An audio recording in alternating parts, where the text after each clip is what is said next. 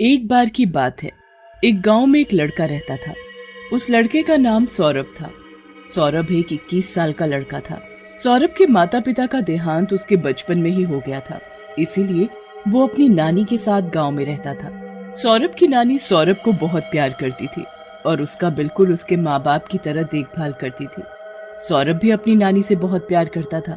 नानी ने सौरभ को कभी भी उसके माँ बाप की कमी महसूस नहीं होने दी। नानी को मोर और मोरनी पालने का भी बहुत शौक था। उनके पास एक बहुत बड़ा बगीचा था जिसमें बहुत सारे मोर और मोरनी थे। नानी उनकी बहुत देखभाल करती थी। वे उन मोर और मोरनी को अपने बच्चों की तरह ही रखती थी। एक दिन सौरभ अपनी नानी से अपनी पढ़ाई के सिलसिले में बात कर रहा था। नानी माँ, मुझे अपनी पढ़ाई के लिए देश के बाहर पढ़ने जाना है।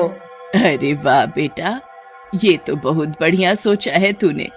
देश के बाहर जाकर पढ़ेगा तो बड़ा आदमी बनेगा और अपनी नानी माँ का नाम रोशन करेगा। नानी, मैं बहुत खुश हूँ कि आप मेरे इस फैसले से सहमत हो। मैं जल्दी ही यहाँ से जाने के लिए रवाना हो जाऊंगा। अरे इतनी जल्दी क्यों?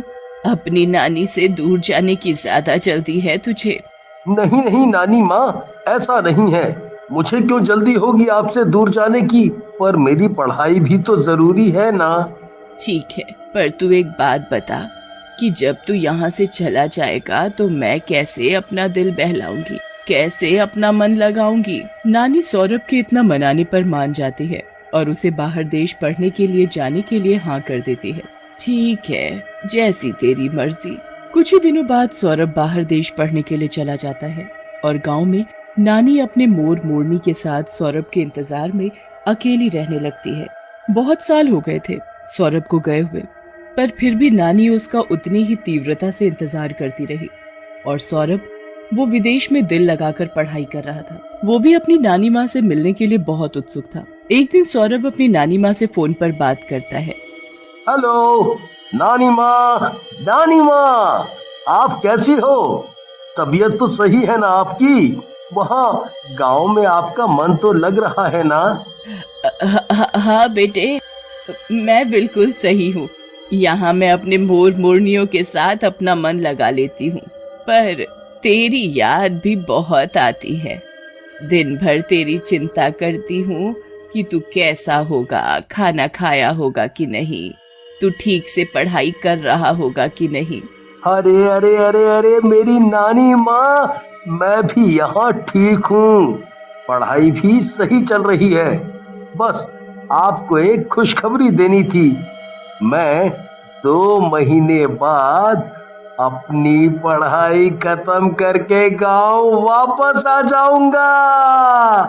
अरे वाह बेटे, मैं मैं बहुत खुश हूँ कि तू वापस गांव जल्दी आ जाएगा। मैं तेरा इंतजार करूंगी। हाँ नानी माँ, तुम चिंता मत करो, मैं जल्दी ही आ जाऊंगा। 2 महीने बीत जाते हैं। आज मेरा बेटा आने वाला है। वो पक्का मुझे देखकर सबसे पहले तो गले लगा लेगा।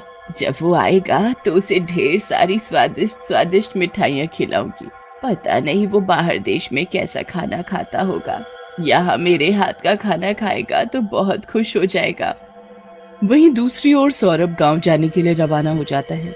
सौरभ एयरपोर्ट पर उतर जाता है और कैब करके गांव की तरफ निकल जाता है। सौरभ भी अपनी नानी माँ से मिलने के लिए बहुत बेताब होता है।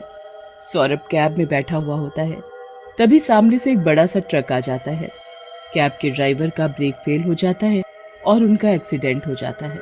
एक्सीडेंट में ड्राइवर और सौरभ दोनों ही घायल हो जाते हैं। ट्रक वाला उन दोनों को हॉस्पिटल ले जाता है।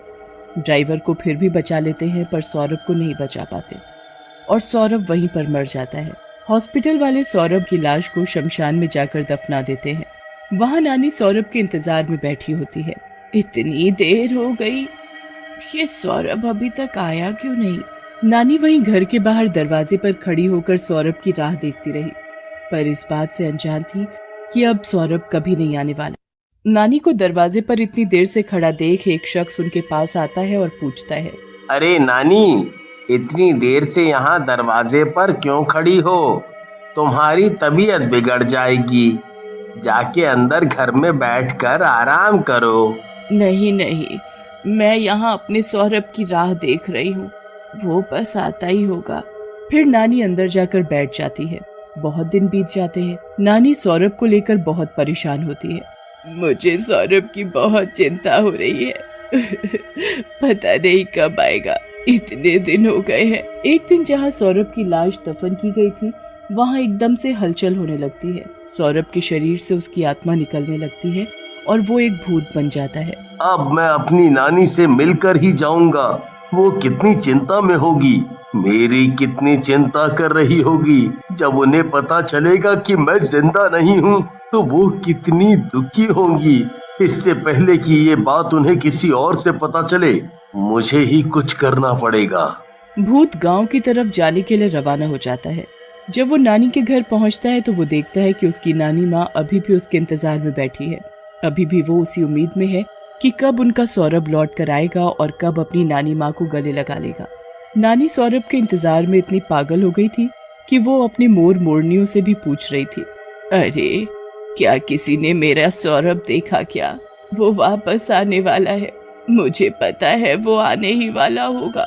जब भूत ये सब देखता है तो वो अपने आप को रोक नहीं सका और जाकर अपनी नानी के सामने खड़ा हो जाता है। नानी माँ, मैं आ गया। देखो, मैं आपके सामने हूँ। मैंने आपको बहुत इंतजार कराया है ना, अब नहीं कराऊंगा। मैं वापस आ गया हूँ। पर नानी भूत को नहीं देख पाती। भूत को कुछ समझ नहीं आ रहा था कि वो क्या करे। अब कैसे वो अपनी नानी को बताए कि वो अब जिंदा नहीं है। नानी सौरभ के ख्यालात में इतनी खो चुकी थी कि उनको खाने पीने का ध्यान ही नहीं रहता। नानी या तो चौखट पर खड़ी नजर आती थी या फिर अपने मोर मोरनियों से सौरभ के बारे में बात करती हुई नजर आती थी। भूत नानी की ऐसी हालत देखकर बहुत परेशान हो जाता है। फिर उसको एक उपाय सोचता है। नानी माँ को अपने मोर बहुत पसंद हैं। अब यही मोर मेरी नानी को मेरे बारे में बताने में मदद करेंगे। नानी जब भी चौखट पर खड़ी होती थी या कहीं और होती थी तो भूत उनका एक मोर चुरा कर ले जाता था। भूत हर रोज नानी का एक मोर चुरा कर ले जाता था और उनको एक जंगल में जाकर बांध देता था। थोड़े दिन बाद नानी को महसूस हुआ कि उनके बगीचे से कुछ मोर कम होने लगे हैं। नानी को कुछ समझ नहीं आता कि ये सब कैसे हो रहा है। एक बार नानी को बगीचे में किसी के पैरों के निशान दिखाई देते हैं और उनके साथ मोर के पैरों के भी निशान थे। हो ना हो, ये जरूर चोर का काम है। लगता है कोई चोर मेरे मोरों की चोरी कर रहा है। अब मैं इन पैरों के निशानों का पीछा करती हूँ, क्या पता शायद उस चोर का पता चल जाए। नानी उन पैरों के निशानों का पीछा करते करते एक जंगल की तरफ पहुंच जाती है। भूत नानी को जंगल की तरफ आते हुए देख लेता है और फिर सारे मोरों को बाहर छोड़ देता है। नानी एक साथ ढेर सारे मोरों को आते हुए देखकर समझ जाती है कि ये उसके ही मोर हैं और अपने मोरों को सही सलामत अपने सामने देखकर खुशी से रोने लगती है। भूत नानी के सामने आकर खड़ा हो जाता है और उसमें से एकदम से रोशनी चमकने लगती है और फिर वो भूत सौरभ जैसा दिखने लगता है। नानी उसे देखकर पहले तो डर जाती है, फिर सौरभ को अपने सामने देखकर खुशी से उसको गले लगा लेती है, पर वो उसे छू नहीं सकती क्योंकि वो तो सिर्फ उसकी आत्मा होती है। ये क्या, मैं तुझे छू क्यों नहीं पा रही? क्योंकि मैं मर चुका हूँ। ये मेरी आत्मा है। गांव के लिए आते वक्त मेरा एक्सीडेंट हो गया था, इसकी वजह से मेरी मौत हो गई। उस हाईवे के पास ही हॉस्पिटल वालों ने मेरे शरीर को गाड़ रखा है नानी। क्या ये क्या हो गया मेरे साथ? नहीं बेटा, नहीं, ये नहीं हो सकता। नानी ये सब सुनकर बहुत रोती है और भूत वहां से गायब हो जाता है। नानी अपने मोरों को वापस घर ले आती है और कुछ दिनों बाद वहीं पास वाले शमशान से सौरभ के शरीर का अंतिम संस्कार करवा देती है ताकि उसकी आत्मा को शांति मिले।